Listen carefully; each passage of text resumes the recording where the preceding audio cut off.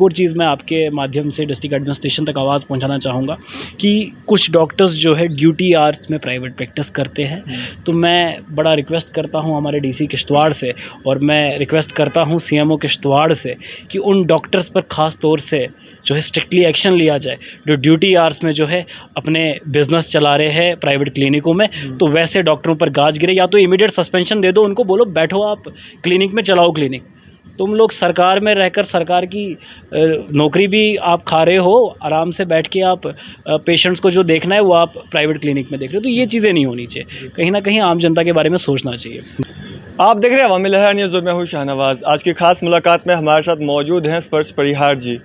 आपको बताते चले कुछ समय पहले जो है स्पर्श परिहार जी जो है एकजुट जम्मू पार्टी के प्लेटफॉर्म से जो है आम जनता की आवाज़ उठाया करते थे, और अब वो पार्टी जो है एकम सनातन भारत के नाम से जो है नेशनल लेवल पर रजिस्टर हो चुकी है। अब स्पर्श परिहार जी जो है एक सोशल एक्टिविस्ट के तौर पर काम कर रहे हैं। सर, स्वागत है आपका हमारे चैनल। बहुत धन्यवाद सर आपका। स्पर्श जी, आज आप मीडिया के सामने आए हैं, किस तरह के इशू जो हैं आप किश्तवाड़ के सामने लेकर आए हैं? देखिए, मेरा सबसे बड़ा मसला जो है किश्तवाड़ को लेकर होता है कि किश्तवाड़ की हेल्थ फैसिलिटी को लेकर मैं हमेशा से सवाल उठाता हूँ।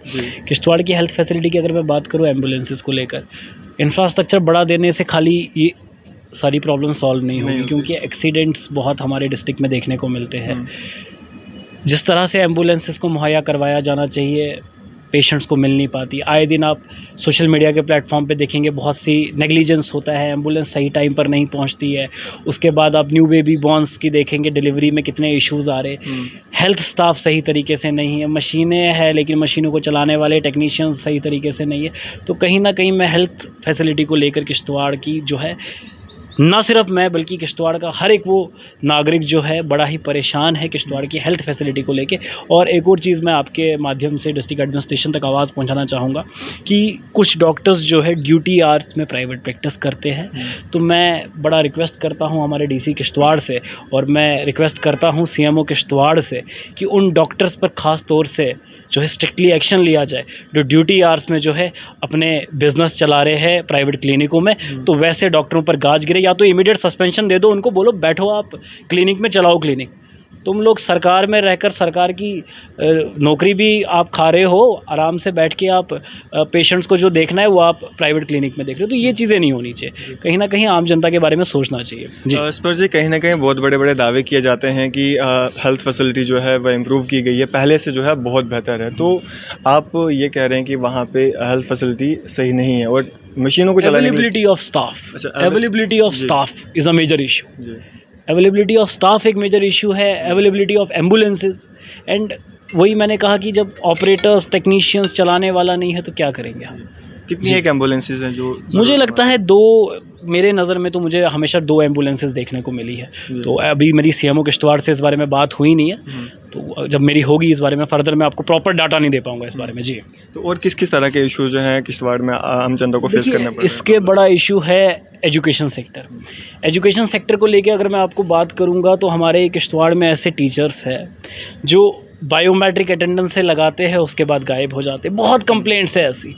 तो मैं एजुकेशन डिपार्टमेंट से, सीओ किश्तवाड़ से, डीसी किश्तवाड़ से एक गुजारिश करना चाहूँगा कि उन टीचरों पर जो है लगाम कसी जाए जो घर बैठते हैं, बायोमेट्रिक में अटेंडेंस लगा ली उसके बाद गायब, फिर 4 बजे आ गए और बायोमेट्रिक पे अटेंडेंस लगा दी फिर गायब। और ऐसे बड़े, आपने देखा अभी डीडीसी का मेंबर नागसनी में यही इशू हुआ था टीचर का। तो ऐसे इश्यूज है जो एजुकेशन डिपार्टमेंट को देखने चाहिए, और ऐसे टीचरों पर स्ट्रिक्टली लगाम कसी जाए, इनकी immediate suspension should be done. Yes स्पर्श जी, किश्तवाड़ में एक प्रोजेक्ट जो जिसमें रोड की वाइडनिंग है, उस वजह से किस किस तरह की दिक्कतें जो है देखिए, डोडा किश्तवाड़ हाईवे जो है बन रहा है इस वक्त, NHIDCL को काम मिला है, रोड वाइडनिंग का काम चल रहा है। अच्छी बात है, बहुत जल्दी एक हाईवे बनेगा जो बड़ी स्मूथ रोड चलेगी। लेकिन बदकिस्मती ये है कि इस वक्त प्रिकॉशनरी मेजर्स जो वहाँ पर लेने चाहिए वो लिए नहीं जा रहे। क्योंकि मेरा भी कुछ रोज़ पहले वहाँ पर एक्सीडेंट हुआ प्रेम नगर के पास में, और इट वाजंट माय फॉल्ट। वो फॉल्ट एक वहाँ की कंपनी की लोड कैरियर का था, क्योंकि आपने रास्ते में लोड कैरियर्स जो चला रहे हैं उनके पास लाइसेंस ही नहीं है। विदाउट लाइसेंस वो लोड कैरियर्स रन कर रहे। और जब मैंने वहाँ के प्रेम नगर के चौकी अफसर से सवाल किया तो वो इस पर मेरे को आंसर नहीं कर पाए। तो ऐसी चीज़ें हो रही है। आप ऊपर से कई बार स्टोन गिर रहे, तो जहाँ पर प्रिकॉशनरी मेजर्स होने चाहिए वो हो नहीं रहे। दूसरा मुझे लगता है कि ट्रैफिक एडवाइजरी को लेकर जो है, ट्रैफिक पुलिस की अगर मैं बात करूं तो वहाँ पर हाईवेज़ पर परमिट चेक होने चाहिए, गाड़ियाँ कितनी पुरानी हैं। अनाड़ी ड्राइवर्स जो है गाड़ियाँ चला रहे, ओवरलोडिंग का मसला है। तो ये सब चीज़ें होनी चाहिए। और अगर रोड वाइडनिंग का, मैंने NHIDCL के वहाँ से डोडा DC से मैं रिक्वेस्ट करूँगा कि जो रोड वाइडनिंग का काम चल रहा है, आप अगर कितने मीटर्स तक जो काम हो रहा है या कितने किलोमीटर्स तक काम हो रहा है, साथ साथ ब्लैक टॉपिंग हो। आप 20-20, 30-30 किलोमीटर तक आपने रोड का खस्ता हाल कर दिया हुआ है और काम उस दिशा में नहीं चल रहा है, आधे में काम है आधे में नहीं है। तो कहीं ना कहीं उसकी वजह से भी एक्सीडेंट्स जो है हमें देखने को मिलते हैं। तो मुझे लगता है कि ये जो चीज़ें हैं ये डिस्ट्रिक्ट एडमिनिस्ट्रेशन को देखनी चाहिए और साथ साथ NHIDCL को भी इस बारे में ध्यान देना चाहिए। जी स्पर्श जी, जिस तरह से आप देख रहे हैं कि जो हमारी सोसाइटी है वहाँ पे जगह जगह पर जो है शराब की दुकानें जो है खोली जा रही है और एक्साइज डिपार्टमेंट के द्वारा जो है परमिशन दी जा रही है। और पहले क्या हुआ करता था कि जो उनका रूल था उसमें एक क्लॉज हुआ करता था, जो रिलीजियस प्लेसेस हैं, इंस्टीट्यूशंस हैं जहाँ पे बच्चे पढ़ते हैं, तो वहाँ पर जो है शराब की दुकानें नहीं होंगी। डिस्टेंस था, मतलब कितने डिस्टेंस पे शराब की दुकानें होनी चाहिए, और आज के समय में वो चीज़ हटा दी गई है। देखिए, रिलीजियस सेंटिमेंट्स के बाहर तो वाइन शॉप का होना, सुलभ शौचालय का होना, अभी गांधीनगर ग्रीन बेल्ट पे भी ये इशू उठाया था आप लोगों ने, ये चीज़ें तो गलत है। लेकिन मैं आपको कहूँगा शराब ठेके का खुलना ही गलत है। आप मुझे बताओ, एक तरफा सरकार कहती है नशा मुक्त की कैंपेनें चल रही है, डिफरेंट NGOs इस पे काम कर रही है, ड्रग पेडलर्स को डे बाय डे पकड़ा जा रहा है, और उसके बाद आप हर गली चौक पर जो है वाइन शॉप खोल रहे हो। रेवेन्यू कलेक्ट करने के लिए आप जम्मू कश्मीर की युवाओं के भविष्य के साथ तो खिलवाड़ कर रहे हो ना, क्योंकि बेरोज़गारी पीक पर, नशा तो बढ़ेगा। मैं नहीं आपको कहता हूँ कि बेरोज़गारी एक मेजर काज है, लेकिन कहीं ना कहीं अगर वाइन शॉप्स कम होंगी तो लोग वाइन शॉप तक ईज़िली पहुंच नहीं पाएंगे। लेकिन जब आप हर गली चौक पर वाइन शॉप खोल दोगे तो फिर मुझे लगता है कि वो नशा मुक्त कैंपेन चलाने का जो फ़ायदा है वो सही तरीके से हो नहीं पाएगा। तो मेरी अपील है LG एडमिनिस्ट्रेशन से, ये लाइसेंस जो है जगह जगह वाइन शॉप खोलने के ना दिए जाए, जिससे जम्मू कश्मीर के युवाओं के भविष्य पर मुझे जो है लगता है एक बहुत बड़ा कंसर्न है। जी, जिस तरह से आपने कहा कि जगह जगह पे कैंपेन्स देखने को मिलती हैं कि जो नशा है उसके खिलाफ कैंपेन्स हैं, लेकिन जिस तरह से आपको पता चल, जो वाइन्स जो पीने वाले जो वाइन कंजप्शन करते हैं, तो बहुत बार देखा ये जाता है कि वो वाइन रिहेबिलिटेशन सेंटर क्यों चलाए जाते हैं? जी, वाइन पी के जो है आते हैं घर पे क्लैशेस करते हैं, और बहुत बार ये देखा गया कि उन्होंने अपनी फैमिली में किसी न किसी को हानि पहुंचाई। आप ड्रग्स के देख लो, ड्रग एडिक्ट जो है वो कितनी ज़्यादा जो है एक बहुत बड़ा इशू बन चुका है पूरे समाज के लिए। तो वैसे ही एक जो शराब भी पीता है वो भी एक बहुत बड़ा इशू है समाज के लिए।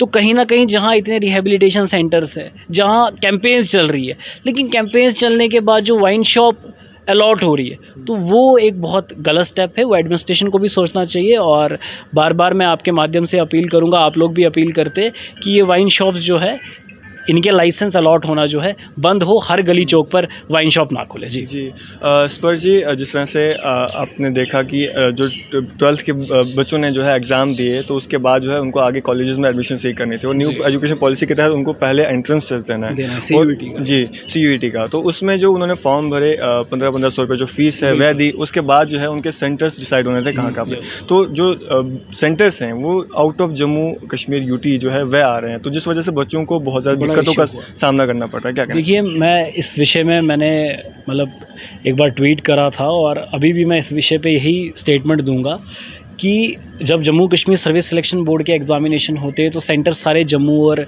कश्मीर डिवीज़न में लोकेट किए जाते हैं। जब हमारे PSC का एग्ज़ामिनेशन होता है, KS का एग्ज़ामिनेशन होता है, तब भी सेंटर सारे जम्मू कश्मीर डिवीज़न में लोकेट किए जाते हैं। तो क्या ऐसा कारण था कि बच्चों को आपने जम्मू कश्मीर में ना सेंटर्स को लोकेट करके बाहर के स्टेट्स में लोकेट कर दिया? क्योंकि सबसे बड़ा मसला क्या है कि दूर दराज इलाके से आना है, राजौरी, पुंछ डिस्ट्रिक्ट, डोडा, किश्तवाड़ के बच्चे जब आते हैं तो उनको जम्मू शहर में बड़ी मुश्किलात हो जाती है। तो उन्हीं बच्चों के लिए अब मुश्किलात कितनी ज़्यादा है अदर स्टेट्स में जाके सेंटर्स को ढूंढना। तो ये कहीं ना कहीं एक गलत स्टेप है, इसके बारे में सरकार को सोचना चाहिए। और मैं तो समझता हूँ कि इस विषय में ध्यान देना चाहिए। जी। स्पर्श जी, कुछ बच्चों से हमारी बातचीत भी हुई थी, उन्होंने ये कहा कहा कि अगर हमें ये हम जो है 8-8 हज़ार रुपये जो दे के जो है रजौरी से अपने सेंटर्स तक पहुँचे और उसके बाद अगर हम 2 मिनट भी वहाँ पे लेट हो गए तो हमें एग्ज़ाम नहीं देने दिया गया। नहीं, ये बड़ा ही निराशापूर्ण बात है, जी। क्योंकि बच्चों के भविष्य के साथ खिलवाड़ है। तो मुझे ऐसा लगता है कि इस बारे में सरकार को वापस से एक ध्यान देना चाहिए और इन बच्चों के बारे में सोचना चाहिए। कुछ रिलैक्सेशन जो है बच्चों को इसमें मिलनी चाहिए। जी। बहुत सारे बच्चे तो डीमोटिवेटेड हो गए हैं, कहा ये जा रहा है बच्चों के द्वारा कि हम जो है इतने डीमोटिवेटेड हो गए हैं इस सबसे कि हमने जो है पेपर ही नहीं दी। हमने सेंटर्स आ गए, हमारे एडमिट कार्ड आ गए, लेकिन उसके बावजूद जो है हम पेपर देने नहीं गए। देखिए, मैं आपके माध्यम से एलजी एडमिनिस्ट्रेशन से यही अपील करूंगा कि जिन भी बच्चों के साथ ऐसी प्रॉब्लम्स आई है, कुछ रिलैक्सेशन उन बच्चों को दी जाए एडमिशन्स में, ताकि वो बच्चे जो है आगे अपने फ्यूचर में अच्छे से अपनी एजुकेशन को ग्रैब कर सके। जी। स्पर्श जी, आज के समय में बहुत सारे लोगों का मानना ये है कि जम्मू कश्मीर को अदर टेस्ट लेबॉर्ट्री यूज़ में लाया जाता है, जिसमें टेस्ट तरह तरह के किए जाते हैं, लेकिन आम जनता पे क्या असर पड़ेगा वह नहीं सोचा जाता। क्या कहना चाहिए? नहीं, देखिए, ये तो आपने बड़ी अच्छी बात कही कि जम्मू कश्मीर को टेस्ट बड़े किए जा रहे हैं, टेस्ट लेबॉर्ट्री समझ रखा है। तो मैं वही चाहूँगा कि जम्मू कश्मीर में सबसे बड़ी जो ज़रूरत है इस वक्त इलेक्शंस की है, क्योंकि अगर जम्मू कश्मीर में इलेक्शंस होंगे तो जम्मू कश्मीर के लोग अपने रिप्रेजेंटेटिव्स चूज़ करेंगे, ताकि अपने रिप्रेजेंटेटिव तक आवाज़ पहुँचेगी और वो रिप्रेजेंटेटिव अपनी अपनी कॉन्स्टिट्यूंसी की आवाज़ जो है असेंबली में पहुँचाएगा। लेकिन ये बदकिस्मती है, इस वक्त केंद्र शासित प्रदेश है और जो कार्य प्रगति पे होने चाहिए थे वो कार्य उस प्रगति पे नहीं चल रहे हैं। कहीं ना कहीं लोग बहुत ज़्यादा डिसअपॉइंट है। तो मैं केंद्र से और इलेक्शन कमीशन से अपील करूंगा कि इमीडिएट जो है यहाँ पर इलेक्शंस करवाए जाए, ताकि लोग अपने रिप्रेजेंटेटिव चुन सके। जी। स्पर्श जी, आने वाले समय में अगर इलेक्शंस हो जाते हैं तो क्या आप उनमें पार्टिसिपेट करेंगे और किस प्लेटफॉर्म से करेंगे? बिल्कुल, डेफिनेटली मैं ज़रूर आपको एक्टिव पॉलिटिक्स का पार्ट दिखूंगा और आने वाले वक्त पर अगर आप मुझे किसी पॉलिटिकल पार्टी के साथ देखेंगे, मैंने कहा कि मैं उस लीडर के साथ आऊँगा जो जम्मू कश्मीर के भविष्य की बात करेगा, जम्मू कश्मीर के युवाओं की बात करेगा, जम्मू संभाग की बात करेगा, यहाँ के डेवलपमेंट और रोज़गार की बात होगी। ये रिलीजियस सेंटिमेंट्स पर बात नहीं होगी, बात होगी धर्म सर्वोपरि है, लेकिन धर्म के साथ साथ राष्ट्र भी सर्वोपरि रखना पड़ेगा और राष्ट्र के साथ साथ हमारे जम्मू कश्मीर को भी अच्छे सुनहरे अक्षर पर लाना पड़ेगा आगे। जी, धन्यवाद। स्पर्श जी, अंत में क्या मैसेज देना चाहेंगे उन युवाओं के लिए जिससे आप जानते हैं कि अनएम्प्लॉयमेंट है, बेरोज़गारी है और रेट्स जो हैं, जो खाद्य पदार्थ हैं उनके डे बाय डे जो है हाई होते जा रहे हैं, तो क्या एक मैसेज देना चाहेंगे आम जनता के लिए? देखिए, एंड पे मेरा यही मैसेज है आम जनता को, जम्मू कश्मीर के लोगों को, कि अभी जो अपकमिंग असेंबली इलेक्शंस आ रहे हैं या म्यूनसिपैलिटी के इलेक्शंस आ रहे हैं, पंचायती इलेक्शंस आ रहे हैं, उसमें अपने सही रिप्रेजेंटेटिव को चुने जो आपके एरियाज़ की बात करे, डेवलपमेंट की बात करे, एम्प्लॉयमेंट की बात करे और उन्हीं रिप्रेजेंटेटिव्स को आगे चलकर आप चुने। युवाओं को एक्टिव पॉलिटिक्स में हिस्सा लेना चाहिए, पार्टिसिपेट करना चाहिए, क्योंकि वो भविष्य है इस देश का। तो अगर एक भविष्य आने वाले वक्त पर युवा शक्ति है तो युवा शक्ति को कहीं ना कहीं यहाँ की एक्टिव पॉलिटिक्स में पार्टिसिपेट करना चाहिए। जी, शुक्रिया हमारे साथ। बहुत धन्यवाद सर। तो ये थे हमारे साथ स्पर्श परिहार जी, जो कि एक सोशल एक्टिविस्ट के तौर पे काम कर रहे हैं और हमारे साथ इन्होंने किश्तवाड़ में जो इश्यूज़ हैं, जो प्रॉब्लम्स लोगों को फेस करनी पड़ रही है, उन पर चर्चा की और भी इश्यूज़ पर जो है बातचीत की। आपकी सब पे क्या राय है? आप भी अपनी राय जो है कमेंट्स बॉक्स में ज़रूर दीजिए। इसी तरह की मज़ीद अपडेट्स के लिए बने रहिए अवामी लहर न्यूज़ के साथ। दीजिए इजाज़त में शाहनवाज़।